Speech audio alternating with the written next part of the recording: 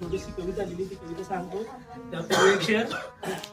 मुश्किलों से भाग जाना, मुश्किलों से भाग जाना आसान होता है, मुश्किलों से भाग जाना आसान होता है, हर पल जिंदगी का एक इम्तिहान होता है, हर पल जिंदगी का एक इम्तिहान होता है, डरने वालों को मिलता नहीं कुछ जिंदगी, डरने वालों को मिलता नहीं कुछ जिंदगी में, लड़ने वालों के कदमों में सारा जहान होता है, लढणे वालों के कदमों में सारा जहान. कविता अशी लिहिली मी. शिक्षणाची जननी सावित्री असं शीर्षक आहे आणि या कवितेमधून त्यांचा जीवन प्रवाह सांगणं तर काय अशक्य आहे, पण थोडाफार त्यांच्या जीवनाची वाटचाल आपल्या कवितेतून सांगतो मी.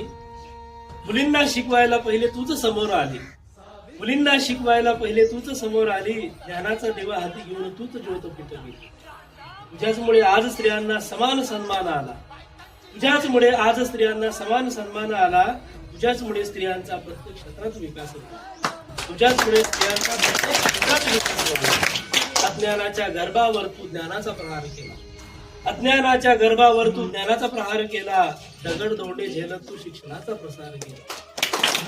अपमान शिव्या झुगारून तू स्त्रीचा पुरस्कार केला, अपमान शिव्या झुगारून तू स्त्रीचा पुरस्कार केला, संपूर्ण भारतातल्या स्त्रियांचा तूच उद्धार केला, संपूर्ण भारतातल्या स्त्रियांचा तूच उद्धार केला. स्त्री पुरुष समानतेचा संदेश तू जगाला दिला, स्त्री पुरुष समानतेचा संदेश तू जगाला दिला. शिक्षणाशिवाय प्रगती नाही हा विचार साऱ्यांना दिला, शिक्षणाशिवाय प्रगती नाही हा विचार साऱ्यांना दिला. विधवांच्या अश्रूंना तूच मायेचा आधार, विधवांच्या अश्रूंना तूच मायेचा आधार दिला.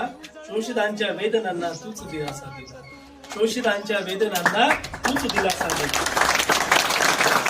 जातीच्या भिंती तोडून तूच माणुसकी रुजविली, जातीच्या भिंती तोडून तूच माणुसकी रुजविली. समतेची तू विजय प्रत्येक काळ जात रोविली, समतेची तू विजय प्रत्येक काळ जात रोविली.